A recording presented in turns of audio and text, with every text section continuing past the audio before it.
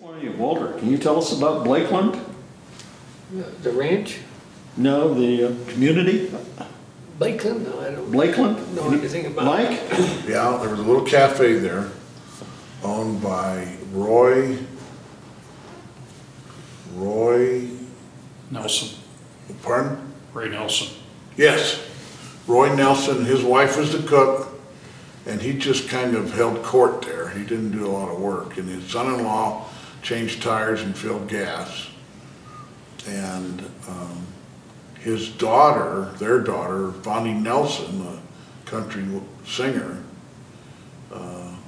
But yeah, we would stop in there. Bud liked to stop there at Bud Morgan and have coffee. And then you could take that road on into, called Riverside, I think was the name of it. Riverside Acres. Riverside, little town, which is in the bottom of Chatfield now. And they had a little convenience store down the bottom of that town too, but that was just west of Blakeland. Blakeland's got an interesting history. It was founded by a lady named Ethel Blake, who, it was 4 miles south of Littleton property, or Littleton proper, and around 1929 she ran into financial difficulty and she sold it to Frank Kistler, who made it part of the Diamond K, which ultimately became this ranch. Her sister took it over and built a restaurant there, and they called it the Coffee Cup Restaurant, and they had a big thing of a coffee cup up on top of the restaurant. Well, at one point in the early 30s, they had a fire, and most of it burned down. A few days later, the thing on the roof came crashing down as well. Well, they rebuilt and it became other things, and had been there for quite a while.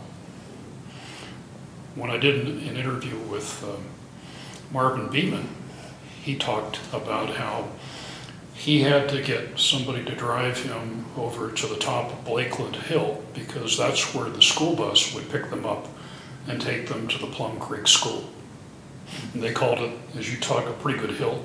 They talked about it being the Blakeland Hill.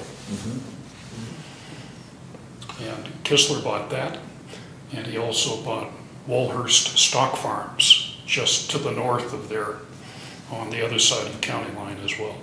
Did he build Woolhurst Country Club?